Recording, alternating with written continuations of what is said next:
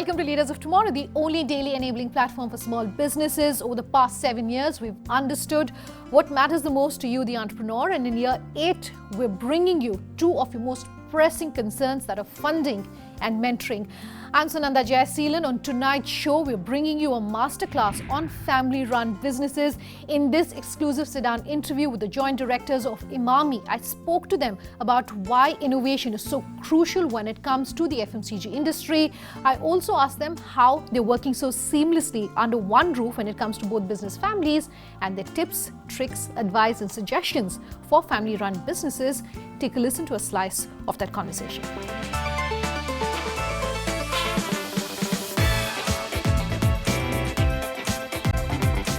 Aditya Manish, thank you very much for taking the time to join us here on the Leaders of Tomorrow.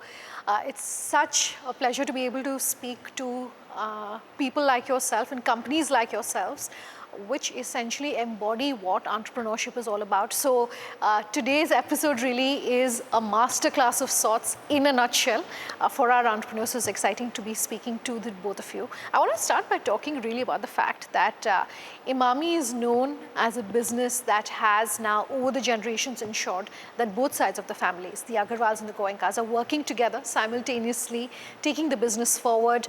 9 members now, I understand, of the original founding families actively involved in the business, but that has really taken quite a bit of planning and execution. Before we come to the planning and execution, to the both of you, what would you like our viewers to really know about the Emami story? Maybe 1 or 2 highlights that you want to start with. First of all, thank you very much for inviting us here and for giving us a chance to talk about Emami. See, Emami is, people say that it's 2 families, but it's actually not 2 families, it's 1 now. Just the surnames are different. Sure. And sometimes people don't know. Biologically 2 different, but yeah, professionally now 1. So people, sometimes they don't understand who is a Goenka, who is a Agarwal. Okay. And we take pride in that. And that's our strength. And that is what we believe has taken us, brought us here, and will take us further. I want to talk about the fact that you have an existing family council, which essentially takes care of all, say, future growth plans, disagreements perhaps, and really rules and governs really what is happening at the family business. If you can break that down for our viewers to explain to them how exactly it works, what you want them to know about how it works. Yeah, you see, what we have done is, in the family council, we all family members are there. Then we have few senior people of the group there also who are part of the council. We have few outside consultants also who have been associated with us for a very long time. So we all form a part of this family council, and we sit twice in a month, and then we discuss all issues of various business and where we need to take what business ahead or whatever, wherever we need to invest. So all discussions happen in that family council, and that's how, and that's the place where we take decisions. Okay. Our parents, Mr. Agarwal, Mr. Goenka, both have been very progressive in the thought process, in their actions. And in spite of we being such a large family, and there are rules also for each one of us to follow. But in spite of these rules, there is the best part is there is enough freedom of thought, expression, and action. And more so over these rules, and these are more, they work more as guidelines, sure, rather than railings. Okay. So it's so flexible, yet it gives you only a little to move here and there. But so we have become so happy with each other, and that is why, because of their progressiveness, they could form these councils even when the company was very small. Sure. They could see how to progress and how to take it forward to the next level. Okay. And these are the reasons why. Okay. And you see, this council is not involved in day-to-day working of different companies. Okay, I was just going to come to that. Yeah, so you see, all companies are being headed by professional CEOs, and say family members are responsible for particular companies. So only the matters goes to family council where we need a major expansion, a major takeover, or some strategic investments and all. Otherwise, day-to-day working is being handled by companies individually. So you were saying something interesting earlier that there are rules and regulations that have been set, although you do have the freedom to make decisions in some sense. Business is so dynamic. The business environment is so dynamic. Things are changing every day as we speak. How do you ensure then that those rules and regulations perhaps are also changing with the dynamics and the realities really of business? So as I said that the promoters, the founders are very progressive, and at the same time, the rules are flexible as well. Sure.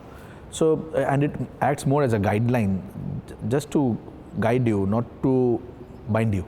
So that is why we have been evolving, and that is why you will see, if you see the history of Emami, how we have changed, and we have worked with the best of consultants, starting from EY to maybe McKinsey and BCG. Sure. We have worked with the best of film directors, best of film producers.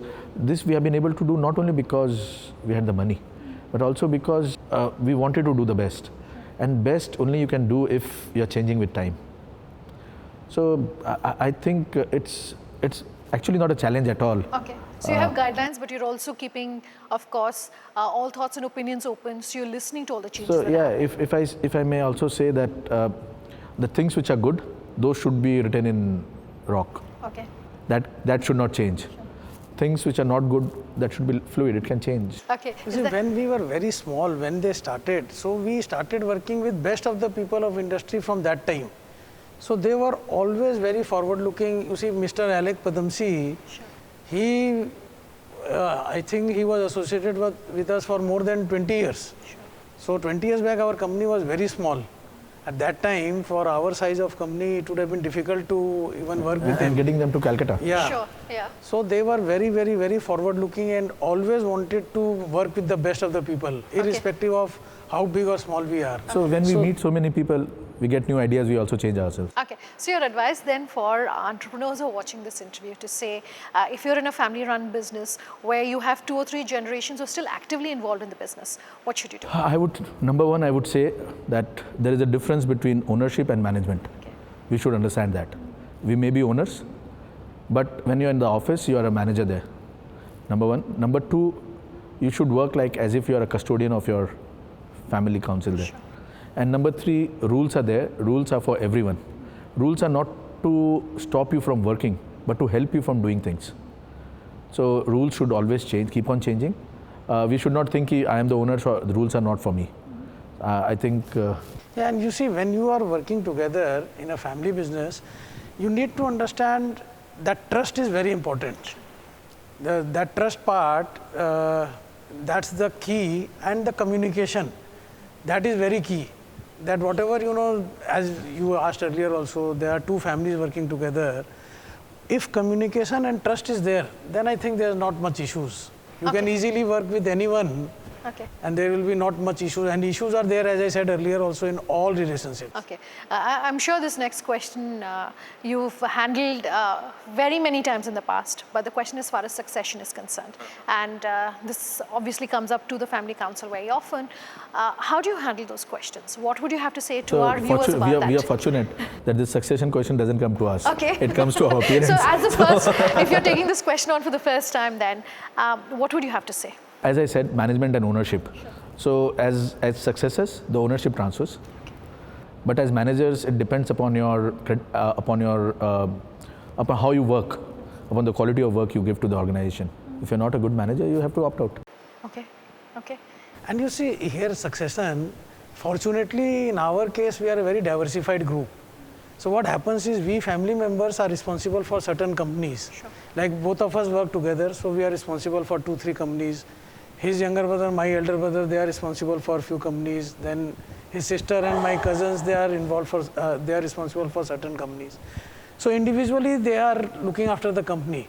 But when a collective decision needs to be taken, then the family council comes into the play. Okay. So right now, his father and my father are at the helm of the affairs. Then in future, as I said, for individual companies, the individual person would be responsible. Sure. And then for the group decision, this council will come into play. Okay, fair enough. Let's also talk about how the landscape is changing as far as Kolkata as a city is perceived. most of your businesses are, tend to be headquartered out of, say, Mumbai, Delhi, etc.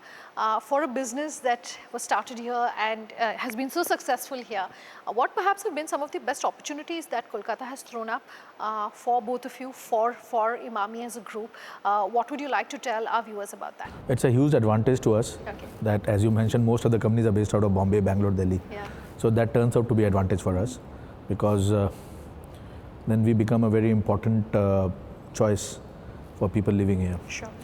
Number one. Number two, Bengal, as you may be knowing since the very beginning, the people here have been very progressive and educated and creative. Sure. Our business is a lot about creative and also working with their hearts. And nowadays it is not, we are not seeing any problem in getting people also from the other parts of the country or for that matter from other part of the globe. People are willing to stay here. City is good. It has everything to offer what any other city has to offer. Maybe some things are much more better than any other city. So people are happy working with us here. It's time for a quick break, but we'll continue bringing you this masterclass on family-run businesses on the other side. Just stay tuned.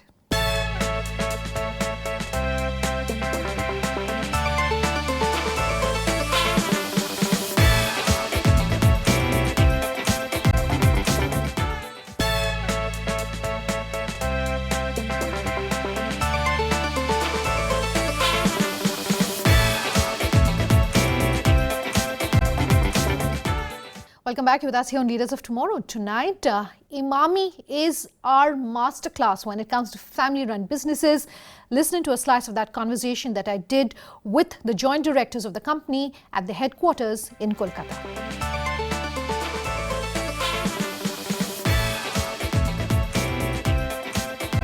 Speaking of people, two things. First is the aspect of promoters versus professional managers. A lot of business families are doing that. A lot of small businesses are doing that. Is that something that you would actively encourage for an SME watching this interview to go down the route of? So you see, professionals looking after the business really helps the promoters also.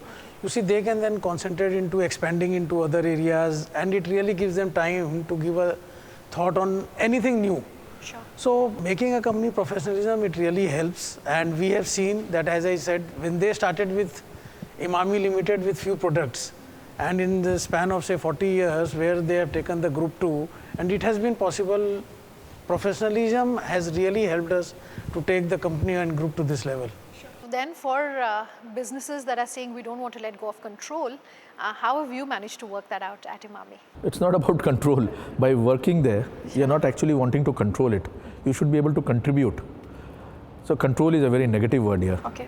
And people don't like control. People like freedom to work so that they can contribute. So if you are wanting to control them, then they will be happy doing what you want them to do.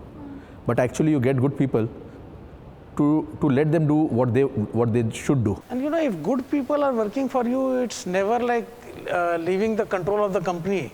It's always, if you are a promoter, you would always want your company to do well. Whether if a professional is being able to do that in a better manner than you, it's our company. So I don't know. You focus on growth. Yeah, Okay. It's nothing like losing control of the company. Sure, fair enough. And now, even as you're talking of the legacy of the Emami Group, I want to talk about the way forward and looking forward. If one of you or one of your children who's involved in the business wants to be involved in something different, wants to do something different, wants to expand or go entirely out into a separate branch, your advice about how perhaps you'd handle that situation, is that something that you would look at? How do you look at innovation? What does that mean for you? So till now we have not faced this situation. Maybe when the third generation joins, which will be too soon, maybe they would like to branch out. I think, though we have not decided in the council, but I think whenever it will come up, we'll be more than happy to support him in our own way and also let him fly and at least have a feel of the world. Yeah, and our guidance will always be there.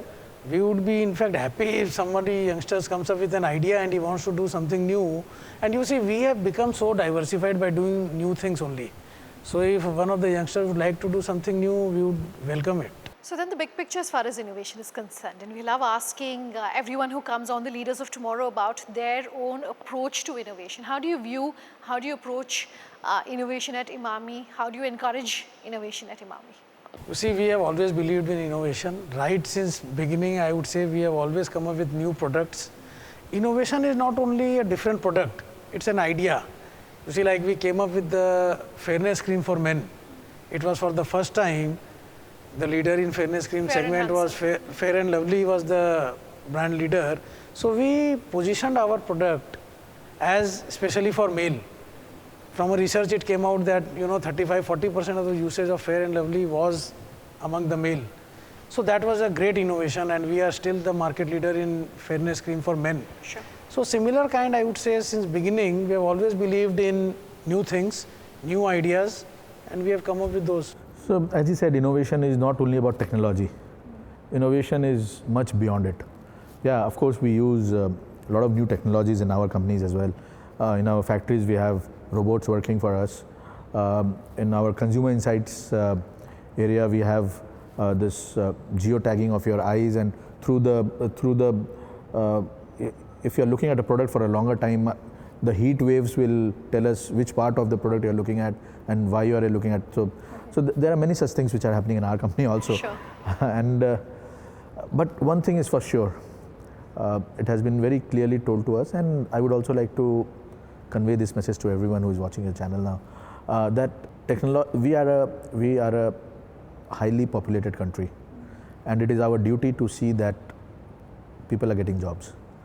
Because of any technology change, the jobs which are lost, we should replace it either through some expansion or we should give them some other job. Just because to reduce your cost or to show that you are doing some automation or some technology driven things, you should not take away jobs. Okay. In a country like India, then pricing also becomes very crucial, right? So how do you handle that question that keeps popping up quite often in terms of what should be your approach to pricing? How do you dynamically price your products? So we are more of our products are more placed, more targeted towards the middle of India, the mass, and pricing is more sensitive there. But if your product is of good quality, if it is value for money and consistency, then people are willing to pay that little extra. Sure. You should not be greedy, but at the same time, the pricing should be right enough to give them, to fulfill their aspirations of using a better brand and a product. Okay. So then, speaking of listening closely to your consumers and engaging with your consumers, for a company that's as large as you are, what would you want to tell our viewers about how you're listening closely to them? Because that's where a lot of your innovation comes about. It's very important to be in the market. Okay. In fact, all of us and any one of us, I think we must have at least visited 1 lakh outlets in our lifetime. Okay.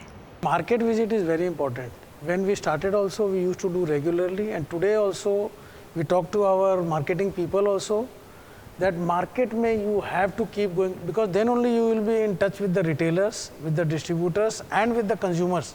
Because you interact with the consumers who are coming in the retail outlet to buy different products. Then you interact with them, you come to know what they are wanting. So to be in touch with consumers, this is the best way. A lot of technology and can come up by which you can actually, research and all. But this is, I would say, is the best way of connecting with people. Speaking of the brand then, for a brand again that's as diversified as you are of course, in the oil business, in the edible oil business, in the paper business, in the cement business, and in the FMCG space. How do you ensure that the brand is being communicated consistently, no matter who your customer is, no matter what business it is? Though very different businesses with very different target audience, one thing is very common in Emami, which is quality. All these products will be giving you the best quality. Number 2, best service. Number 3, value for money. And by best service, I mean you won't feel cheated. You will feel as if you are dealing with a fair company. So I think these are a few things. Yeah, and you see, that is the main reason also we have given Emami name to all of these brands and all of these companies. because we are so sure about these things that all of the group companies will actually follow all these things. Sure. As you said, quality, service, value for money, and so that is why we have kept Emami name common in all the companies, and Emami will stand for whether it is in paper, cement, oil, FMCG, anywhere. Fair enough. 90% of an entrepreneur's life cycle is spent worrying about where the money is going to come in from, and that is as far as fundraising is concerned.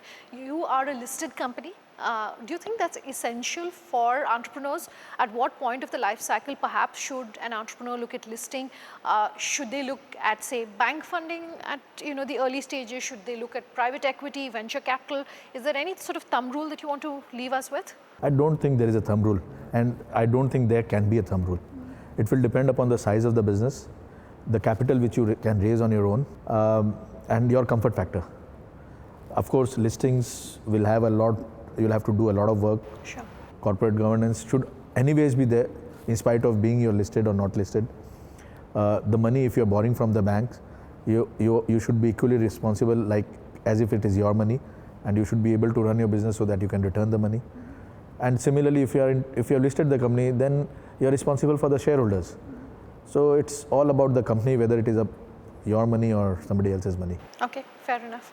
Would you say there's a thumb rule of sorts that, should you be looking at listing? Should you look at No, you fundraising see, through the banks? as he said, it basically depends upon the business, size of the business, and obviously when a new business is started, I doubt that listing would be the right option. It all depends upon at what life cycle of the business you are in. So normally when you are starting afresh, it's always better to start on your own. And then when you have been little success, then you can think of going for listing or PE funds or for any, like you will see in examples like startups. So all the startups, they start on their own and they take it to a certain level, and then they start talking to PE investors or any such things. Like for us also, only 3 of the companies are listed. Yeah. The others are not. Yeah. Maybe in time to come we may not. Okay. But it's There's a case by case there's no basis. thumb rule to it Okay. that whether it has to be listed Sure. or money has to come through banks or through PEs. It all depends upon, and it will depend upon the person's mindset also. Sure. Okay. My last question then, what is exciting both of you personally at the business over the next 2 to 3 years? Yeah, you see, in coming times, I would say we are a diversified group. So, and as I said, all the individual companies are being looked after by different members and professional CEOs. So we really see a very good future in our cement, in edible oil, and in our FMCG. So these 3 companies, I would say, we are really looking forward. Sure. Where we have a lot of plans for expansion and growth. So in coming 2-3 years, I think these 3 companies, we are seeing Are these going to two see at a exciting different level. times. Yeah. Manish, Aditya, thank you both so much for your time here on the Leaders of Tomorrow. Thank you again. Thank you. Thanks a lot. That's all we could manage to pack in. If you have any feedback for us, do let us know. Our contact details coming up in just a moment. Thanks so much for watching. Have a good night.